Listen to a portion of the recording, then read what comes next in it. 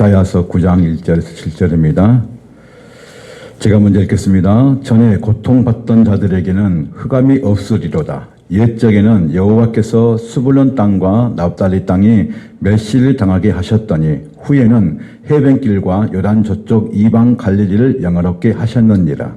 흑암에 행하던 백성이 큰 빛을 보고 사방의 그늘진 땅에 거주하던 자에게 빛이 비치도다.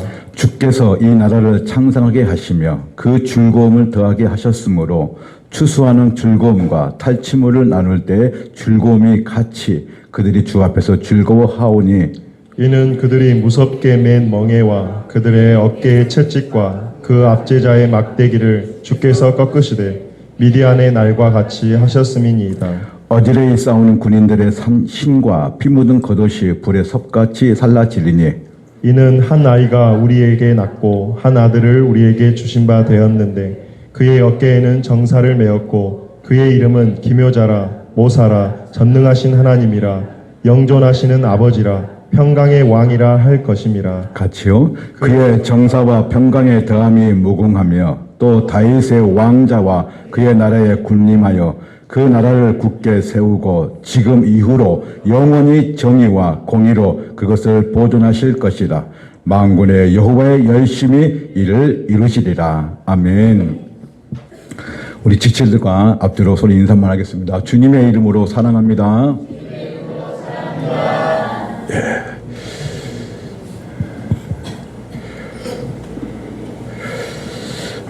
특별히 보이지 않는 분들 몇 분이 이제 보이면서 너무나 감사합니다. 12월 아기 예수님의 탄생을 맞이해서 12월 한 달을 뭐라냐면 기독교는 대림절 이렇게 말합니다. 대림절이란 예수 그리스도의 오심을 기다리는 절기를 말씀합니다. 예수님의 초림 때의 빛을 기억하고 이제 앞으로 재림의 주로 오실 예수 그리스도를 대망하는 날을 말합니다. 이 어두운 세상에 빛으로 오신 예수 그리스도 통하여 나라와 민족에게 하늘에서는 영광이 땅에서는 평화가 이루어짐을 보게 될 것입니다. 그분은 소망의 빛으로 오신 예수 그리스도이십니다. 오늘 말씀 배경은 이사야서 9장 1절 7절은 북이스라엘에 대한 멸망을 예언하고 있는 것입니다. 북이스라엘은 아수르라는 나라에 의해서 그 당시 가장 강대국인 나라에 의해서 멸망을 하게 되는데 그 멸망의 코앞에 두어 있는데 가장 큰 원인이 무엇이냐? 그것은 우상 숭배 그리고 하나님을 버리신 것과 그리고 악행을 저지른 것 때문에 이제 하나님의 심판이 있게 되었습니다.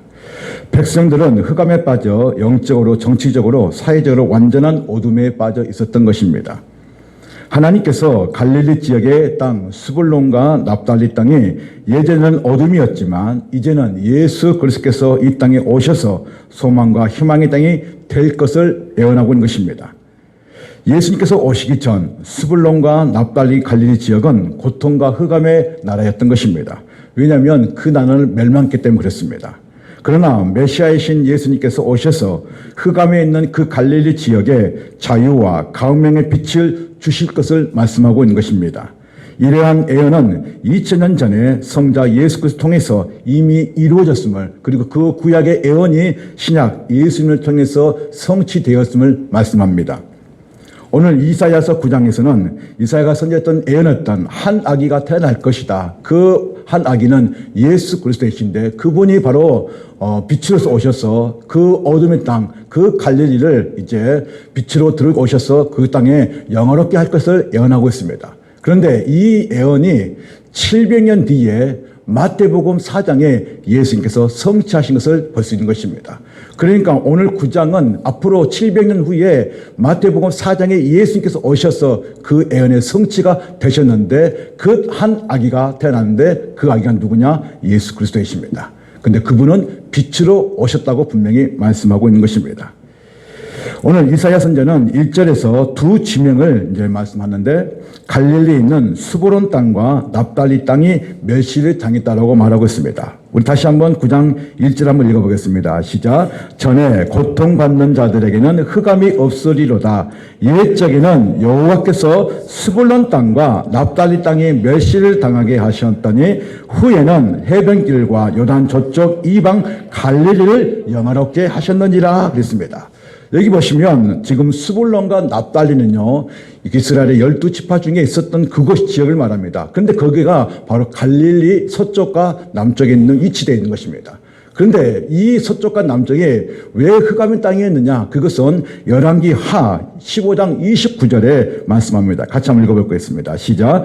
이스라엘의 왕 베이가 때에 아수르 왕 디글라 빌레셋이 와서 이온과 아벨렌 마아가와 마노아와 게데스와 하솔과 길르앗과 갈릴리와 납달리 온 땅을 점령하고 그 백성을 사로잡아 아수르로 옮겨갔더라. 아멘. 그러니까 열왕기하, 그러니까 이스라엘의 왕이었던 베가 시대 때에 그 바로 그 위에 있는 아수르 나라라는 있는 왕인데 그 당시에 아수르의 가장 사악한 왕, 가장 악한 중에 악한 그 왕이 이제 이스라엘을 침략했습니다. 그런데 그 당시 그 왕 이름이 뭐였습니까? 디글랏 빌레셋이라는 아수르 왕이었습니다. 이 나라가 침략이 왔습니다.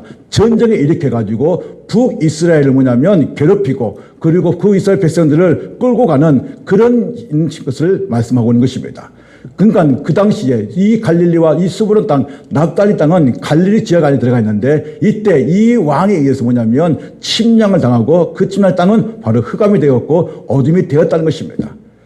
근데 이제 이 어둠이었던 이 갈릴리를 예수님께서는 다시 오셔서 뭐냐면 회복시키는 그리고 영화롭게 하는 그런 영화를 오늘 말씀 통해서 예언하고 있는 것입니다. 그러나 우리가 여기서 보시게 되면 그 희망이 없고 어두웠던 그 땅에도 오늘 우리의 모습 보이게 되면 우리가 예수 그리스도를 믿기 전 상태가 바로 흑암이었고 어둠이었습니다. 우리는 예수 그리스도를 밖에 있는 사람이었고 마귀의 종도를 했던 자였고 세상에는 소망이 없고 외인이었고 하나님의 언약을 받지 못한 자들이었고 하나님의 진노 아래에 있는 자들이라고 성경은 분명히 말씀하고 있습니다. 에베소서 2장 2절에 분명히 말씀하고 있는 것은 뭐냐면 그때에 너희는 그 가운데서 행하여 이 세상을 풍조를 따르고 공중의 권세자들을 따랐으니 곧 지금 불순종의 아들들 가운데서 역사하는 영이라. 자, 12절 시작. 그때에 너희는 그리스도의 밖에 있었고 이스라엘 나라 밖에 사람이라. 약속의 언약들에 대하여는 외인이요 세상에서는 소망이 없고 하나님도 없는 자더라 했습니다. 그러니까 예수를 믿기 전에는 우리는 세상에 소망이 없는 자였습니다. 그러니까 하나님 밖에 있는 사람이 있기 때문에 외인이었습니다. 근데 우리는 예수 믿기 전에는 언약 백성이 아니라 언약 밖에 있는 사람들이기 때문에 하나님으로부터 그 언약이 주어지지 않는 자들이었습니다. 그만큼 우리는 하나님이 없는 삶을 살았기 때문에 우리는 어떻습니까? 육신에 속한 사람이었던 것입니다. 육신에 속한 사람은 성경이 분명히 말씀하는데 사도 바울이 로마서 8장 8절에 이렇게 말씀합니다. 육신에 있는 자들은 하나님을 기쁘시게 할 수 없느니라.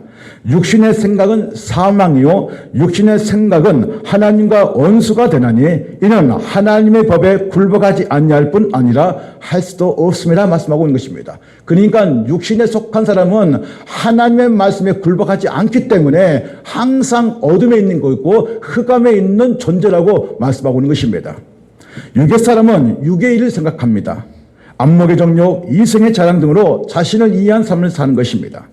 인간은 예수님 말씀과 사랑으로 가득 찬 마음이 아니면 텅 빈 마음을 다른 곳으로 채우려는 그런 욕심이 있습니다. 허전한 마음을 다른 곳으로 채워야 안정을 찾는 것이 바로 인간의 마음입니다. 그래서 예수님이 아닌 다른 것이 찾아오는데 그것이 바로 탐욕이라고 성경은 말씀합니다.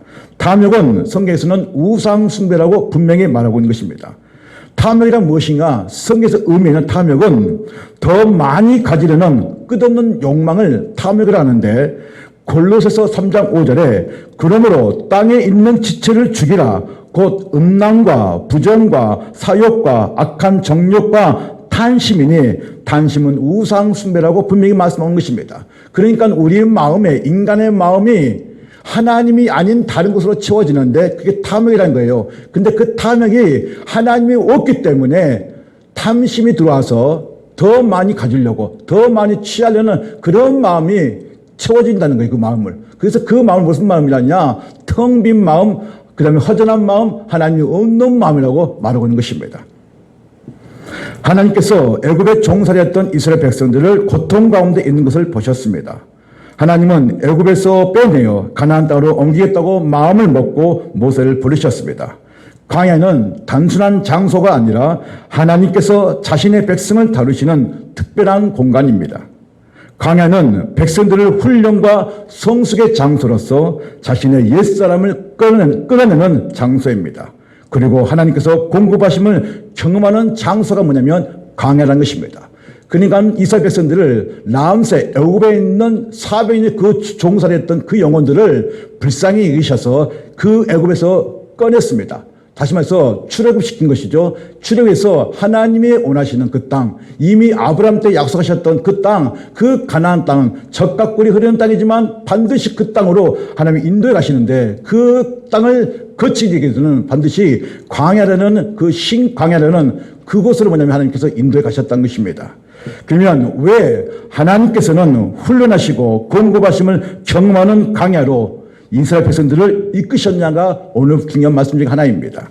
같이 한번 읽겠습니다. 신명기 8장 2절 3절입니다. 시작. 내 하나님 여호와께서 이 40년 동안에 내게 광야길을 걷게 하신 것을 기억하라. 이는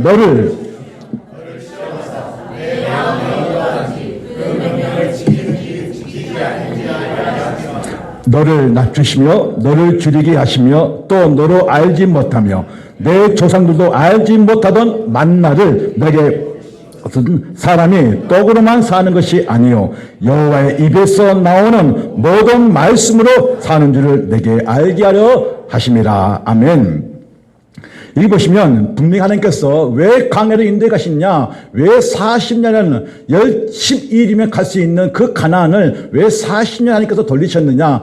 중요한 것은 그 광야에서 훈련과 하나님의 분명한 계획이 있는데 그것이 무엇이냐면 낮추게 하신다는 것입니다. 하나님께서 그 무엇을 낮추시느냐. 이스라엘 백성들은 애굽에서 이방 나라에서 400년의 종살이 했습니다. 그러니까 그 400년에 묶고 있는 그 노예의 그 근성을 벗어버리기 위해서는 철저하게 낮추기 위해서는 하나님께서는 40년은 그 가능성이 필요했던 것입니다. 그런데 더 낮추는 것 중에 또 하나가 뭐였냐면 왜 40년의 가능성이냐. 그것은 하나님께서 40년 동안 1년, 2년이 아니라 40년입니다. 40년 동안 하루도 빠지지 않고 만나를 공급하셨다는 것입니다. 가나안 땅에 들어갈 때는 그 만나가 하나님께서 하늘에 공급하셨던 그 만나가 멈춰버렸습니다. 끊어졌습니다. 이젠 스스로 너희가 해 먹으라는 것입니다. 분명한 것은 하나님께서 인도하셨던 그 광야는 하나님이 공급하셨다는 것입니다. 그런데 그 만나, 육체의 건강을, 육체의 육을 주는 그 만나가 이제는 신약에서 그 만나를 예수님이라고 말씀하고 있습니다. 너희는 이 광야에서 육신의 몸을 위한 만나만 먹는 것이 아니라 만나를 이신 예수님을 통해서, 예수님의 말씀을 통해서 하나님의 그 살아계심을 보여주기 위해서 하나님께서는 광야라는 세월을 인도해 가신다는 것입니다. 광야는 오늘 우리 성도들에게 필요합니다. 왜냐하면 그때 우리는 하나님을 만나기 때문에 그렇습니다. 어느 분은 우리 인간의 삶이 광야라고 말씀하신 분이 있습니다. 만약 우리 인생이 광야의 생활이라면 신자는 하나님께서 철저하게 우리를 낮추시기 위해 광야 생활을 하게 하신 것입니다. 너희는 세상의 소망을 두지 말고 세상 사람과 똑같이 추구하거나 바라보는 존재가 아니라 하나님께서 힘을 주셔서 일을 하고 그것을 육신의 것으로 채워졌다면 또 한편으로는 떡으로 사는 존재가 아니라 하나님의 말씀을 사는 존재임을 깨닫고 알게 하시기 위해서 40년 세월을 인도하셨던 것입니다. 여러분 그거 아십니까? 이스라엘 백성들이 40년 동안 광야 생활에 앉아서 굶어서 죽었다는 말은 성경에 없습니다. 그런데 이스라엘 백성들이 왜 죽었느냐? 그것은 하나님의 말씀에 불순종함으로 죽었다는 것입니다. 하나님은 40년 광야 생활, 다시 말해서 우리 인생의 광야 생활 가운데 함께 하시고 인도하시고 그리고 모든 것을 공급하신 그 하나님을 저와 여러분이 믿으시길 바랍니다. 흑암에 있던 땅에 빛으로 오신 예수님이 계십니다. 이사야 9장 2절에 이렇게 말씀합니다. 같이 읽겠습니다. 시작. 흑암에 행하던 백성의 큰 빛을 보고 사망에 그늘진 땅에 거두어진 자에게 빛이 비치도다. 아멘. 흑암에 있던 갈릴리 지역 스불론과 납달리 땅에 영화로운 분이 오시는데 그분은 큰 빛으로 오신다는 것입니다. 사망의 그늘에 앉은 사람들에게 빛을 비추신다는 것입니다. 어둠이 깊을 때 하나님께서는 가장 큰 빛을 주신 것입니다. 그러면 이 빛이 누구십니까? 바로 예수 그리스도이십니다. 아멘.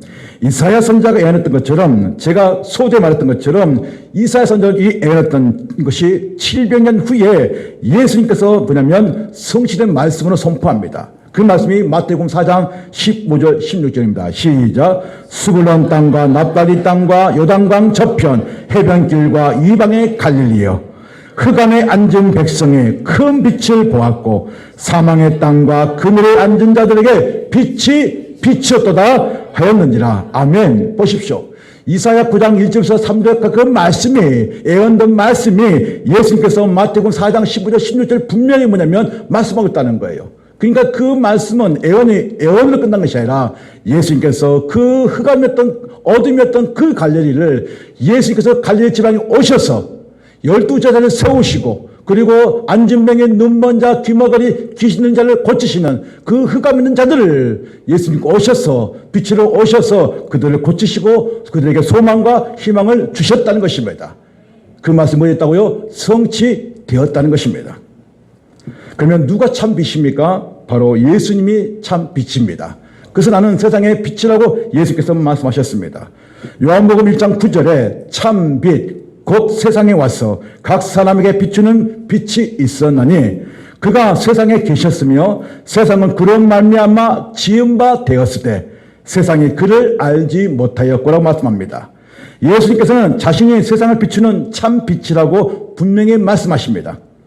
빛이신 예수님께서 오셔서 세상을 비출 때 세상의 어둠은 물러가게 됩니다. 이 빛 안에는 그 어떤 오염물질도 들어올 수 없는 것입니다.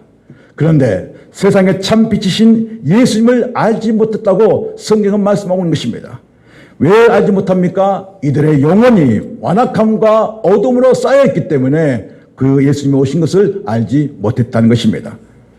빛으로 오신 예수님을 알지 못했던 것은 이 백성들이 영적 무지로 인한 전적 타락입니다. 따라하십시오. 전적 타락. 인간이 죄로 인하여 얼마나 철저하게 죄에 대하여 무지한지를 보여주고 있습니다. 아담의 타락 이후 모든 인류는 영적으로 죽은 상태가 되었습니다. 하나님을 알 수도 없고 스스로 하나님께 나아갈 수 없는 어둠 속에 갇힌 자들이었습니다. 그래서 로마서 10장 13절에 의인은 없나니 하나도 없으며 단 한 사람도 스스로 하나님을 찾는 자가 없다고 말씀하고 있는 것입니다. 마치 우리가 밖에 있다가 영화관에 딱 들어갔는데 그 영화관 입구에 막 들어가자마자 그 캄캄함 때문에 잠시 우리가 그 안에 있는 볼 수 있습니까? 못 봅니까? 보지 못한 것처럼 우리의 눈이 그렇게 감겨져 있었던 것입니다. 분명히 그 안에 뭔가가 있는데 보이지 않는다는 것이죠. 왜냐하면 어둠으로 갇혀 있었기 때문에 보이지 않는다는 것입니다. 그러나 그 어둠은 한계가 있습니다. 우리가 세상에 살아갈 때에 우리의 경험과 지식 그리고 세상의 철학으로는 진정한 삶의 의미와 목적 그리고 구원의 길을 찾을 수가 없습니다. 이것이 인간의 지혜의 한계인 것입니다. 타락한 본성에는 필연적으로 어떤 결과가 있는데 그것은 예수 그리스도를 믿느냐 믿지 않느냐에 의해서 영적인 무지와 영적인 환상을 볼 수 있게 되는 것입니다. 하나님이신 예수님께서 스스로 낮아지셔서 인간의 몸으로 오셨습니다. 그리고 이 어둠 속에 있는 우리에게 오셔서 우리를 구원을 위해 자신의 몸을 희생하셨다는 것입니다. 세상의 빛들은 일시적이고 부분적입니다. 영원한 생명이 될 수 없습니다. 오직 예수님만이 세상을 비추는 참 빛입니다. 여러분은 이 사실에 대하여 확신해야 합니다. 그래서 예수님께서는 나는 세상에 비치고 세상에 와서 각 사람에게 비추는 빛이라고 분명히 말씀하고 있는 것입니다. 저는 어제 2025년 정책당일 및 준회의를 어제 토요일 날 가졌습니다. 우리 장로님과 권사님 그리고 몇 분의 집사님과 함께 회의를 2시간 반 동안 회의를 했습니다. 2025년, 2020년 선물교회에 나갈 방향과 비전과 그리고 목적과 목회 철학을 함께 공유하면서 저는 이 회의를 통해서 얼마나 은혜스러운지 정말 감동했습니다. 회의를 하면서 제 스스로 하나님께 너무나 감사했습니다. 1년 동안 샘물교를 위하여 수고하셨던 여기 계신 우리 성도님들께 진심으로 감사를 전하고 싶습니다. 부족한 저와 함께 힘들 때 그리고 어려울 때 함께 협력해 주시고 사역해 주신 거 진심으로 감사합니다. 하나님께서는 흑암에 있었던 우리를 예수 그리스도를 믿게 하시고 샘물교라는 한 공동체 안에서 우리가 함께 섬기고 주님의 뜻을 이루어가는 것이 얼마나 은혜스러운지를 모릅니다. 사랑하는 성도님, 샘물교회는 따뜻한 교회입니다. 아멘. 다시 한번 해볼까요? 샘물교회는 따뜻한 교회입니다. 근데 표정은 따뜻하지 않는 것 같은데 따뜻한 교회입니다. 여러분, 샘물교회는 비전과 꿈이 있습니다. 우리가 학심해서 기도할 때 하나님의 역사는 새로운 역사를 우리에게 보여주시리라 저는 확신합니다. 이사야 선지자는 이사야 49장 6절에 하나님께서 메시아를 이방의 빛으로 오실 것을 예언합니다. 49장 6절에 이렇게 말씀합니다. 내가 또 너를 이방의 빛으로 삼아 나의 구원을 베풀어 땅끝까지 이르게 하리라. 또 예수님께서는 요한복음 8장 12절에 나는 세상의 빛이니 나를 따르는 자는 어둠에 다니지 아니하고 생명의 빛을 얻으리라고 말씀합니다. 세상의 빛으로 오셨는데 예수님을 따르는 자들에게 절대로 어둠에 다니지 않고 생명의 빛을 얻어 살게 될 것이라고 말씀합니다. 그렇습니다. 예수 그리스도 외에는 그 어떤 것도 우리에게 진정한 생명과 구원을 줄 수 없고 빛이신 예수님께서 우리에게 그하심으로 말미암아 우리는 그분이 생명이고 진리이고 구원의 소망이고 하나님께 가는 유일한 분임을 우리는 알게 된 것입니다. 이 빛은 성령의 조명을 의미하기도 합니다. 성삼위 하나님께서 택함을 받는 자와 여러분에게 예수 그리스도를 영적으로 분별하고 믿을 수 있게 하신 것입니다. 이것을 신학적으로 불가항력적 은혜라 이렇게 말합니다. 구원은 하나님의 선물이라고 성경은 분명히 말씀합니다.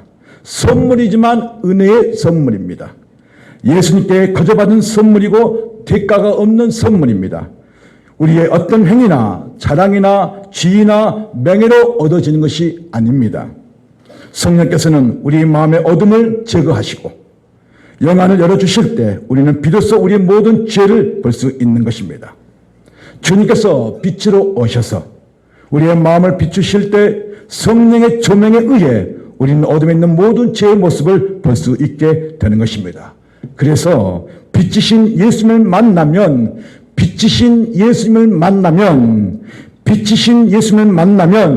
기쁨과 회복 그리고 인생의 무거운 짐을 벗게 된다고 성경에 하나님께서는 분명히 말씀합니다. 이사야 9장 3절 4절 시작. 주께서 이 나라를 창상하게 하시며 그 즐거움을 더하게 하셨으므로 추수하는 즐거움과 탈취물을 나눌 때에 즐거움같이 그들의 주 앞에서 즐거워하오니 이는 그들의 무겁게 맨 멍에와 그들의 어깨의 채찍과 그 압제자의 막대기를 주께서 꺾으시되 미디안의 날과 같이 하셨습니다. 아멘. 3절과 4절에서 두 가지 가장 중요한 키워드 포인트가 있는데 하나는 무엇이냐? 바로 즐거움이라는 것입니다. 어떤 즐거움입니까? 어둠에 해당해서 즐거움이라는 것입니다. 기쁨이 얻는 것입니다. 또 하나는 무거움에서 내려놓게 하신다는 것입니다. 그 무거운 짐을 대신 주님께서 지신다는 것입니다. 기쁨과 인간의 삶에서 무거운 인생의 무게를 대신 짊어지신 분이 해결하신 분이 계십니다. 그분은 바로 예수 그리스도이십니다. 이 기쁨은 인간의 내적인 영혼의 평화와 하나님의 은혜 안에 누리는 행복이기 때문에 기쁨이 있다는 것입니다. 성경에 마태복음 9장에 침상에 누운 한 중풍병자가 있습니다. 이 중풍병자에게는 가장 무거웠던 짐은 자신의 육체의 질병뿐 아니라 죄로 인한 영적인 짐이었습니다. 이 중풍병자는 너무나 큰 고통을 당했습니다. 자신의 방 안에서 나오지도 못했고 항상 자신의 침상에 누워 있어야만 했습니다. 그래서 이 중풍병자를 보면서 생각되는 단어가 무엇이냐? 절망, 아픔, 괴로움, 애로움, 고통 등이었습니다. 우리가 한 번도 겪어보지 못한 말할 수 없는 이 고통이 이 중풍병자에게 있다는 것입니다. 그런데 사람들이 예수님이 있던 그곳으로 이 중풍병자를 데리고 옵니다. 이때 예수님께서는 그들과 그 중풍병자를 향해서 이렇게 말씀하십니다. 같이 한번 읽겠습니다. 시작.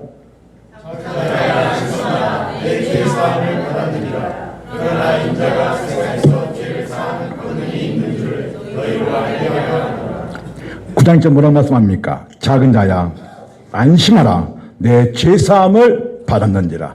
그러나 인자가 예수님이 세상의 죄를 사하는 권능이 있는지를 너희를 알게 하려 하노라. 아멘. 예수께서 중풍병자의 병을 고치시기 전에 먼저 죄사함을 선포하심으로써 그 영혼의 근본적인 문제와 짐을 해결해 주셨다는 것입니다. 진정한 쉼, 진정한 안심이 무엇이냐? 안식은 죄의 짐과 그로 인한 양심의 가책에 해방되는 것이 바로 진정한 안식인 것입니다. 이 중풍병자는 자신의 죄로 되었던 것을 해결받고 중풍병까지 고침을 받았다는 것입니다. 예수님은 이 사건을 통해 모든 고통의 근본적인 뿌리인 죄 문제를 해결하심으로 진정한 안식과 평안을 주시는 분임을 드러내고 있습니다. 예수님은 절대로 우리를 예만하지 않습니다. 우리 예수님은 우리를 절대로 애롭게 하지 않습니다. 이 질병을 예면하지 않고 우리의 마음을 그리고 우리 아픔을 예면하지 않습니다. 믿으시길 바랍니다. 또 하나 예수님 때문에 기쁨과 자유를 얻는 사람이 있는데 그 사람이 바로 삭개오입니다. 누가복음 19장 1절 10절에서 예수님께서 이제 마지막 십자가의 길을 가기 전 여리고를 거치게 됩니다. 이때 그곳에 그 여리고의 세리장이 있는데 그 사람 이름이 삭개오입니다. 삭개오는 사회적으로 죄인 취급받았던 자였고 많은 사람들을 속여서 부자가 되었던 자였던 것입니다. 이 삭개오는 같은 동족으로부터는 매국노라고 하면서 동족을 팔아먹는 자라고 욕을 먹고 살았습니다. 욕을 먹어도 동족의 돈을 버는 것이라면 아랑곳하지 않았던 자였습니다. 철저하게 민족, 동족, 형제로부터 외톨이가 되었던 것입니다. 아무도 그와 함께 하지 않았습니다. 그러나 그에게 마음의 심정의 변화가 일어납니다. 그가 예수님을 만나고 싶어 했던 것입니다. 예수님께서는 그 수많은 무리 중에 그 삭개오를 보자 이렇게 말씀하십니다. 누가복음 19장 5절 6절입니다. 같이 읽겠습니다. 시작. 예수께서 그곳에 이르사 쳐다보시고 이르시되 삭개오야 속히 내려오라 내가 오늘 내 집에 유하였다 하게 하시니 급히 내려와 즐거워하며 영접하거늘. 아무도 그 삭개오와 말도 걸지 않고 철저하게 애토리의 삶을 살았던 그가 예수님을 나를 알아보고 삭개오야 내려오라 내가 오늘 너희 집에 유하겠다는 그 말씀 한마디에 이 삭개오는 그 나무에서 급하게 내려와 뭐 했다고 말씀합니까? 즐거워하며 기뻐하며 예수님을 영접했다라고 말씀하고 있는 것입니다. 삭개오는 한 번도 생각해보지 않았는데 예수님께서는 그 많은 사람들 중에 그를 불렀고 죄인이라고 매국노라고 불리고 왕따를 당하는 그 삭개오 집에 유하겠다고 말씀하셨습니다. 삭개오는 너무나 기뻐서 즐겁게 나무에서 내려와 예수님을 영접합니다. 예수님을 영접한 삭개오는 자신의 집에서 예수님의 말씀을 듣고 난 후 회심이 일어나게 됩니다. 그리고 삭개오가 예수님 앞에 이런 고백을 합니다. 내 소유의 절반을 가난한 자들에게 주겠사오며 만일 누구의 것을 빼앗은 일이 있으면 내 갑절이나 갚겠나이다라고 말합니다. 그는 철저하게 자신의 물질에 대해서 회개하고 자신의 잘못된 소유에 하는 예수님 앞에 회개하는 것을 볼 수 있습니다.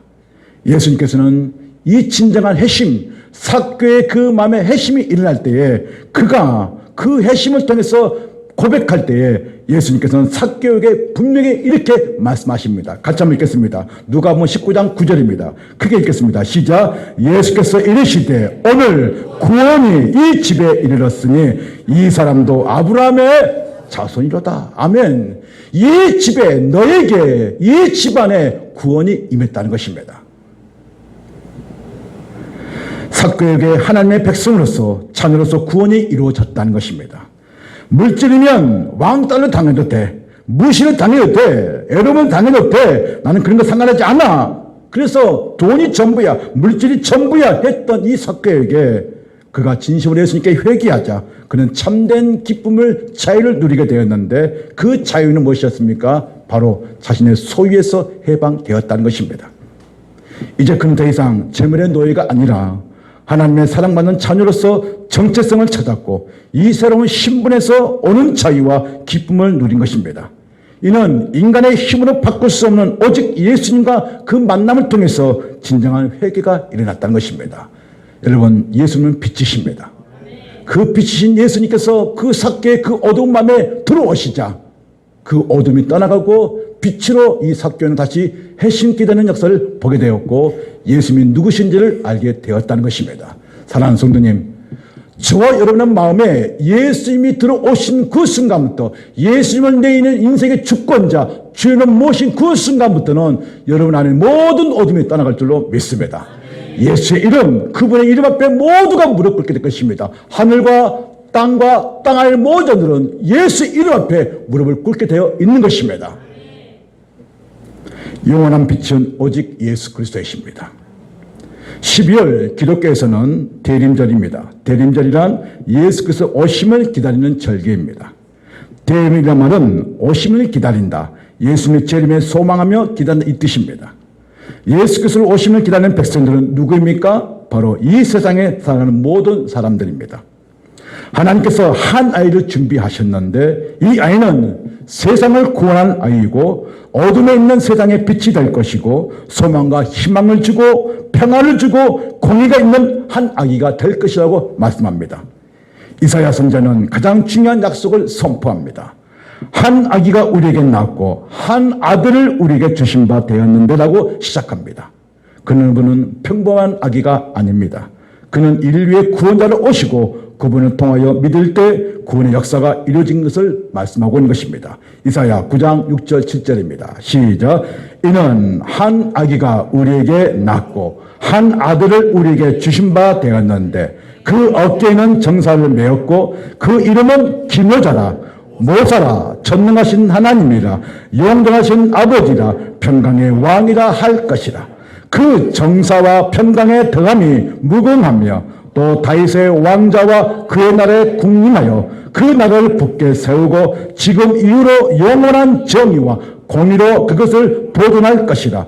만군의 여호와의 열심히 이를 이루시리라. 자, 이 보시면 기묘자란 말이 나옵니다. 기묘자 많이 들어보셨을 것입니다. 기묘자란 인간의 지혜로는 측량할 수 없는 놀라운 지혜와 경이로운 능력을 이끄시는 분을 기묘자란 말입니다. 그러니까 인간이 할 수 없는 전능자만 할 수 있는 그 측량할 수 있는 그 놀라운 그 지혜 그것을 뭐냐면 기묘자란 말인 것입니다.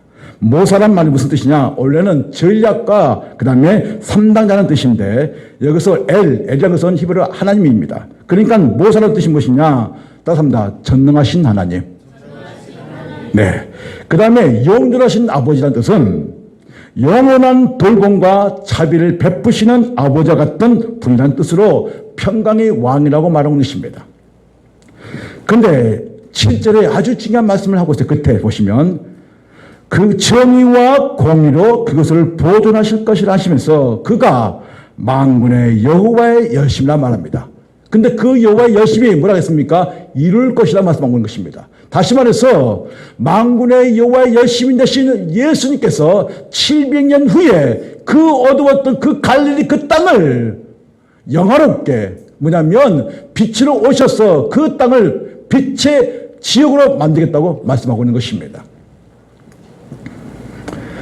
이 모든 애원의 성취는 인간의 노력이나 지혜로 이루어진 것이 아니라 오직 하나님 아버지의 그 뜨거운 사랑과 주권적인 의지에 의해 성취될 것을 강조하는 것이 여호와의 열심이라 이 뜻입니다.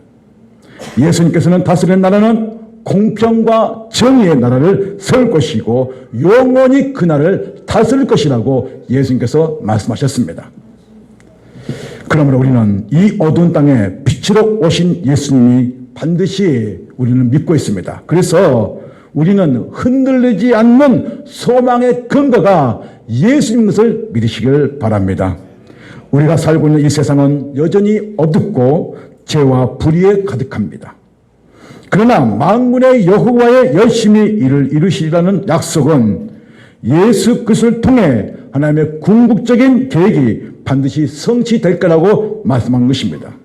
사랑하는 성도님, 개인적인 어려움이나 세상에서 갈등하고 혼돈이 오더라도 흔들리지 않을 것은 예수님이 이 땅에 오셨다는 것입니다. 그리고 그분은 우리와 함께 하신다는 것입니다. 그분은 우리를 영원히 다스리신다는 것을 믿으시길 바랍니다. 그분이 바로 평강의 왕이시며 그분의 통치 아래 있는 모든 백성들은 하나님의 그리고 예수 그리스도를 통한 보호하심과 인도하심을 받는 그 은혜가 강같이 흘러갈 줄로 믿습니다. 대림절 예수님께서 오심으로 이 세상은 빛이 되었습니다. 그래서 우리가 빛입니다. 빛은 어둠을 물러가게 하는 능력이 있습니다. 따라서 하십시오. 나는 빛이다. 근데 빛 같은 소리가 안 납니다. 다시 나는 빛이다. 여러분 빛입니다. 여러분 가는 곳마다 여러분의 가정에 여러분 직장에 여러분 사업장에 빛이 줄로 믿습니다. 기도하겠습니다.